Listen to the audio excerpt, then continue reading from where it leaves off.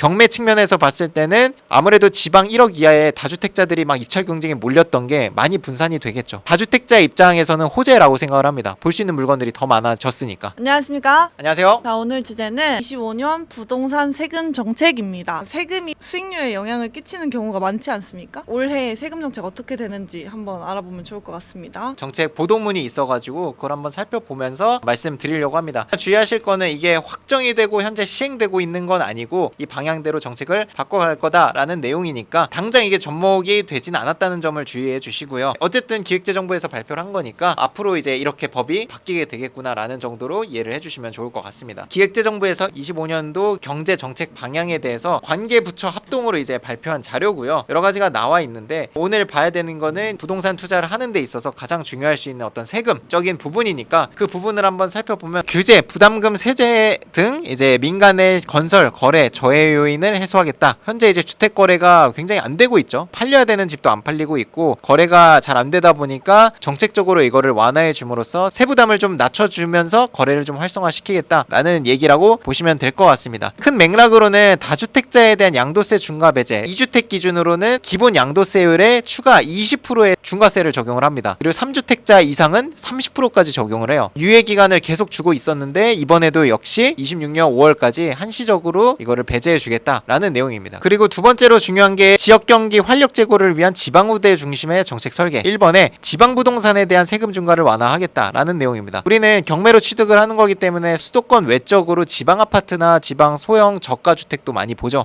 그런 주택들에 대해서 세금 혜택을 줘서 거래를 좀 활성화시키겠다라는 내용입니다. 종합부동산세를 계산할 때 1주택자 기준으로는 12억까지 공제를 해줍니다. 그리고 2주택 이상부터는 9억까지 공제를 해줘서 공시지가를 다 합쳤을 때 9억 이하로 잡혀 있으면은 종부세가 안 나와요. 반대로 이제 1주택자분들은 12억 이하면은 종부세가 안 나옵니다. 그걸 넘어가는 구간부터 종부세가 부과가 됩니다. 모든 주택에 대해서 그거를 다 합산하는 게 아니라 지방주택 같은 경우에는 공시가 3억 이하는 빼줬어요. 그래서 내가 총 15억 정도의 공시가를 갖고 있는 주택들을 가지고 있는데 지방주택 3억짜리가 한 채가 있다라고 하면 3억은 이제 빼주는 겁니다. 그럼 15억이 아니라 12억에 대한 것만 이제 종부세를 계산을 하는 겁니다. 공시가 3억 이하 구간을 4억까지 높여줘서 4억 이하에 해당되는 지방주택은 종부세에서 빼주겠다라는 내용이라고 보시면 될 것 같습니다. 범위가 더 넓어졌다라는 거. 종부세에서만 이제 빼주는 거지 취득세라든지 이런 거에서는 다 들어갈 수 있다라는 거는 주의를 해주시고요. 투자하는 데 있어서 가장 큰 걸림돌이 이 취득세 중과가 제외되는 거를 범위를 좀 더 넓혀준다고 합니다. 어떤 내용이냐? 우리가 전국 기준으로 봤을 때 공시가 1억 이하에 대해서는 취득세가 무조건 단일 세율로 1.1%였죠. 심지어 이 주택은 취득세 한정에서는 주택수에서 빼주기까지 했었죠. 그 1억 이하에 대해서 지방 한정으로 2억까지 넓혀주겠다라는 겁니다. 그래서 수도권은 아니에요. 수도권 여전히 1억 이하만 보셔야 됩니다. 그래야지 취득세가 무조건 1.1%고 주택수에서 빠져요. 지방은 2억까지 봐주겠다. 근데 우리가 생각해보면 지방은 아파트 중에서도 1억 이하인 것들이 많이 있었거든요. 근데 하물며 그거를 2억까지 넓혀주면 더 신축에 더 넓은 평수에 더 많은 주택의 경매 물건을 이제 볼 수 있게 되는 거예요. 다주택자이시더라도. 리치스쿨은 3개의 옥션 사이트와 제휴가 되어 있습니다. 탱크 옥션, 옥션원, 스피드 옥션. 각각의 사이트마다 장단점이 있거든요. 이 3개 사이트를 통해서 서로 상호 보완을 해주는 역할을 하고 있습니다. 제가 오늘 볼 사이트는 이제 탱크 옥션인데 왜 탱크 옥션을 보냐면 다른 사이트에는 없는 기능이 하나 있더라고요. 뭐냐면 공시지가별로 물건을 필터할 수가 있습니다. 1억 이하 또는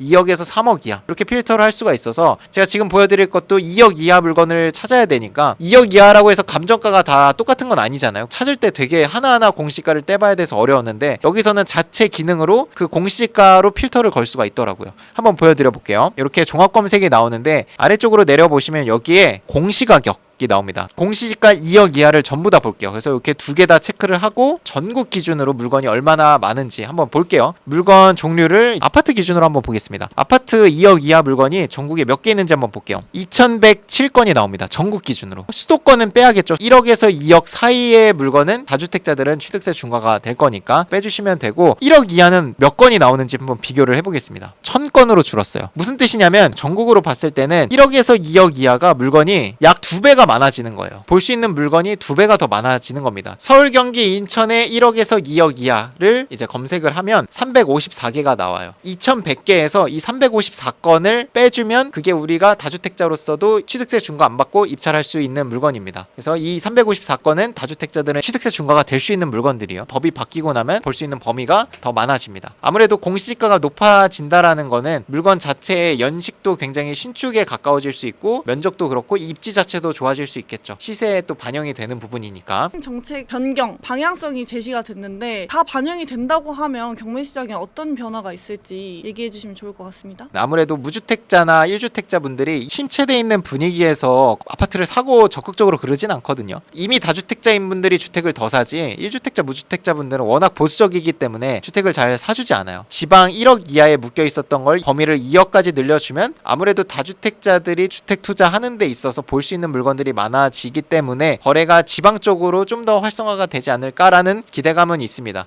하지만 거래가 활성화된다는 게 그게 바로 매매 가격을 올린다라는 뜻은 아닙니다. 거래량이 많아지는 게 매매가를 올릴 수 있는 조건부의 하나는 맞지만 이게 무조건 매매 가격에 영향을 바로 주는 건 아니거든요. 그래서 그 점은 주의해 주시면 좋겠고, 경매 측면에서 봤을 때는 아무래도 지방 1억 이하의 다주택자들이 막 입찰 경쟁에 몰렸던 게 많이 분산이 되겠죠. 다주택자 입장에서는 호재라고 생각을 합니다. 볼 수 있는 물건들이 더 많아졌으니까. 반면에 이 법이 바뀌지 않아도 어차피 취득세 중과가 없으셨던 분들은 이제 다주택자분들이랑 또 경쟁에 같이 참여를 해야 되니까 싸게 받을 수 있는 기회가 좀 줄어들 수 있는 거는 있겠죠. 이게 경매라는 건 항상 이제 경쟁이기 때문에 경쟁이 없을수록 기회가 있는 건데, 경쟁이 이제 많아지게 되면 낙찰가가 높아질 수 있는 여력은 있겠죠. 그런 변화가 예상이 됩니다. 자, 그래서 우리가 25년도 2월 22일 날 세미나를 준비를 했습니다. 기존에 저희가 1시부터 5시 반까지로 예정돼 있는 거를 1시간 정도 늘려서 한 6시 반에서 한 7시 정도까지 하려고 해요. 오프닝 행사, 오프닝 영상 이런 것도 준비가 돼 있고요. 처음에 나와서 우리 리치스쿨의 방향과 25년도의 경매 트렌드에 대해서 간략하게 설명을 드리고 나서 저희 이제 졸업생분들이 나오셔서 단타 매도 그리고 스터디 운영하시는 이제 분홈님께서 스터디가 어떤 성과들을 내고 있는지 설명을 주실 겁니다. 그리고 서울 지역의 단타 매도 잘 하는 방법에 대해서 우리 용환님이 얘기를 해주실 거고, 2부에는 좀 다른 분야로 넘어가서 이제 공실 상가로 어떻게 수익을 내는지, 그리고 주택으로 하는 이제 공간 임대 사업을 어떻게 효율적으로 하는지 수빈님이 나오셔서 말씀 주실 거고, 법무사님께서 이제 지분 경매 투자하는 거 말씀 주실 거고, 또 하나 추가된 게 이제 토지 한 팀장님께서 나오셔가지고 토지를 중심으로 하는 파산자 공매라는 새로운 분야에 대해서 여러분들께 어떤 성과들이 있었고 어떻게 투자하는지에 대해서 간단하게 설명을 주실 예정입니다. 그렇게 이제 구성이 돼 있고, 결국 이제 세미나라는 게 단순히 그냥 강연만 하면은 너무 일방향이라고 생각을 해서 Q&A도 좀 많이 적극적으로 받으려고 하거든요. 그런 시간도 이제 갖고 마무리 인사하고 사진 촬영하면 7시 정도가 되지 않을까 생각을 합니다. 저희가 대관을 좀 더 여유있게 해서 더 많은 강연을 준비를 했으니까 많이 신청을 해주시면 좋겠습니다. 고생 많으셨습니다. 고생했습니다.